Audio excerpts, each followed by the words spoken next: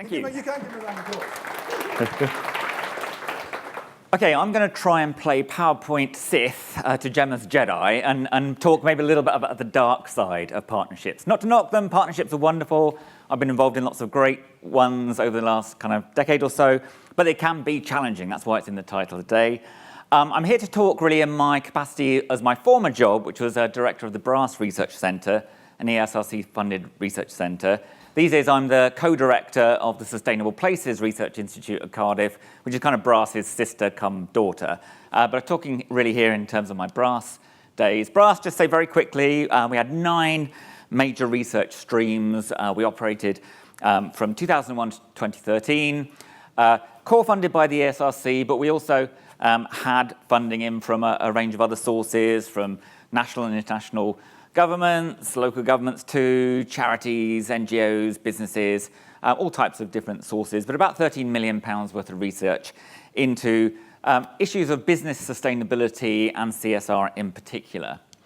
A lot of it working on these kind of nexus type problems that Gemma's just outlined for us, and these kind of big sustainability and business interconnected problems are very challenging for academics, because academics really over a matter of centuries have worked by looking at things in smaller and smaller sort of focus, more and more broken down into small problems. So trying to take on these big interconnected things is really very challenging. It goes against really the stream of academic progress over a matter of centuries. So the work we were doing as an ESRC funded centre was across began as 3, but eventually 4 academic schools, so the schools of business, law, geography, and eventually psychology. And that, again, getting those kind of schools to work together was really quite unprecedented. I mean, certainly at Cardiff before, everybody kind of worked in their academic silos. Trying to bring these people together with a common interest in business and sustainability was really quite groundbreaking at the time. That included lots of people in different disciplines, trying to tackle these sustainability and CSR issues for business.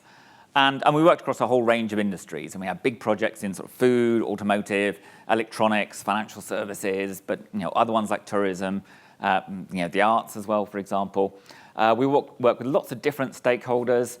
And some of those were research partners, some were subjects, some acted as sponsors or funders, some were users, and sometimes even abusers. Or also a mixture of the above. So by the time we'd done that for 12 years, we all felt like that cat. We were all kind of exhausted. It was a kind of a pretty major undertaking. We came up with 50 major projects, kind of written up and with results.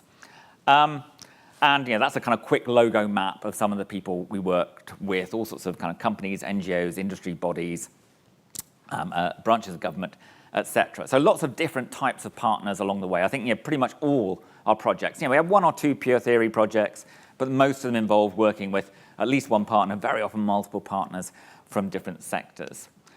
And that was some of the kind of key areas that we worked on. So, again, a range of different types of industry, a range of different, problems from, if you like, the very big in terms of climate change, it was very global, down to the very small, looking at nanotechnologies and issues of risk and regulation, and very contrasting industries from big, heavy ones like mining down to things like arts businesses. So a real range there that we went into across the years. So what were the potential pitfalls? There's a little retro gaming reference for any of you retro gamers out there in trying to bring these parties together. Because on the one hand, you have the academics from the universities, who have their perspective. And then you have the kind of policymakers, and you have businesses who have their perspective. So, why might bringing these parties together have problems? Well, Gemma already mentioned timescales. For academics, we think in terms of years, because we've got to fund the project, do the project, analyse it, write it up, wrestle it through the review process, and wait patiently for a couple of years for it to actually be published. So we are just always thinking years. I mean, already 2020 we're being told is too late if you want to start a new project. Now, that's the message we get from our institutions. Policymakers, businesses are often long-term, but also often are working to a ticking clock. They need results on a project in a matter of weeks, months. If it's more than a year, they're starting to think, well, that is really long-term. So that can instantly create tensions. The involvement of people, I think academics on a long-term projects, working with partners, what we often feel a bit like this. We feel like last of the summer wine. The same old faces keep turning up, even when maybe some new faces would be quite handy. The business or policy partners, maybe it's more like musical chairs. I dealt with several branches of government on kind of team-based projects over years. Each time I turned up, kind of promotion or secondment or reorganization meant I was in a room with a different group of people trying to explain it all from the start. And I've got a quote from a colleague here on one project in the automotive industry saying the main problem there was with it being an industry representative body that different members or companies attended each meeting, including each meeting at which our project was discussed.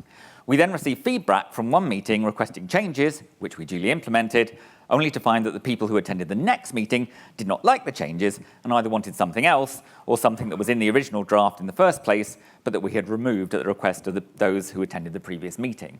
So that kind of dynamic can make things a bit challenging. Interpretation of the word partnership. I think this word people react to it rather differently.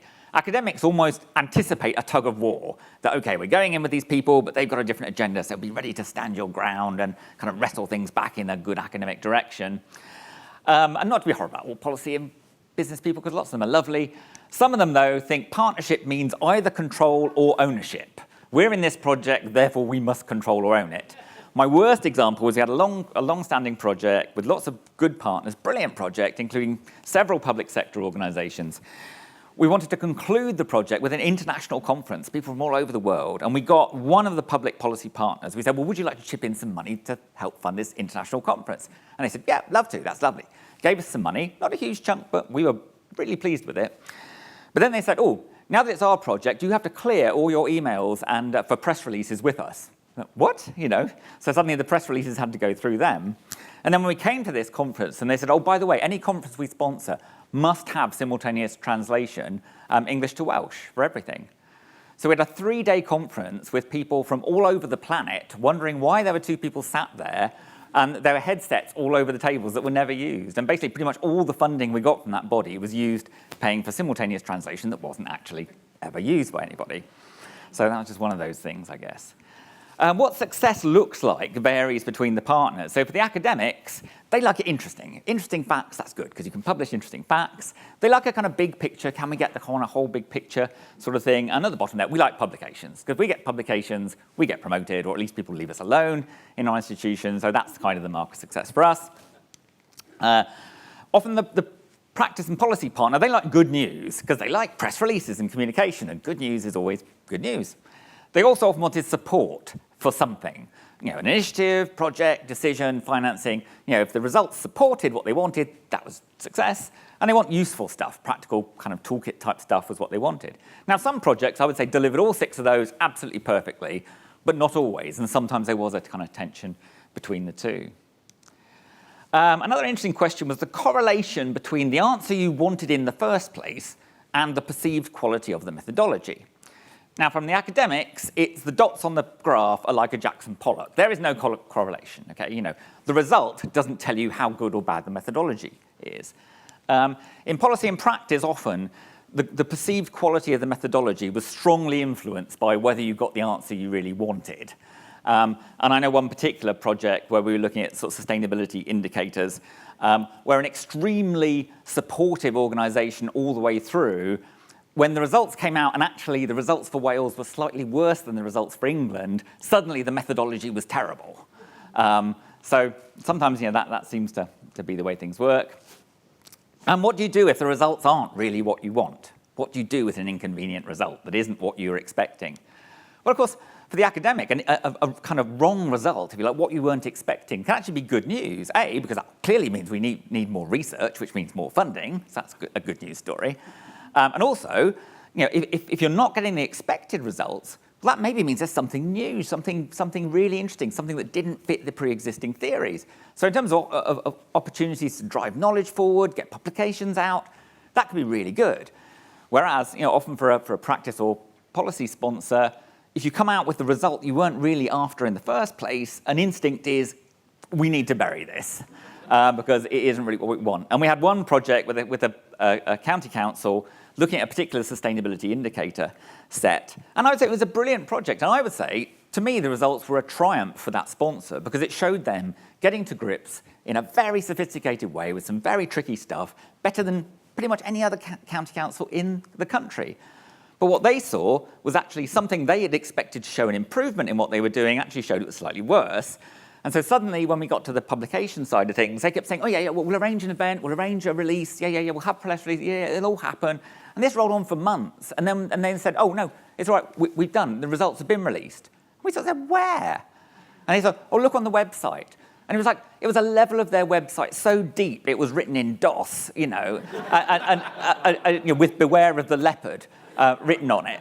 And for us, that was a real blow because we thought it was groundbreaking stuff. It made them kind of look like the hero. And similarly, another similar project with a car company where I would say they came out 85% heroic in that they proved something academics had said could not be done commercially effectively. They'd done it really well, and they'd solved some tremendous technical problems. But when their executives looked at it, they said, yeah, we come out 85% heroic, but 15% didn't work. And ultimately, they wouldn't put their name to the publication of the results because there was like 15% that hadn't really gone to plan.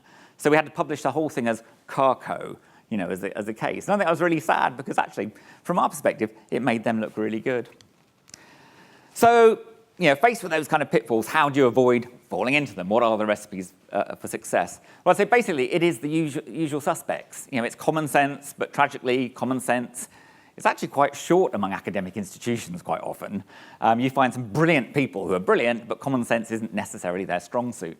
But it's the obvious things, really. It's clear upfront objectives, getting and keeping the right people involved, and just agreeing all those kind of things, like who's going to be involved, what's their time commitment going to be, what are their responsibilities going to be, what are you going to do about commercial confidentiality, who's going to tell the results to whom, all this sort of stuff.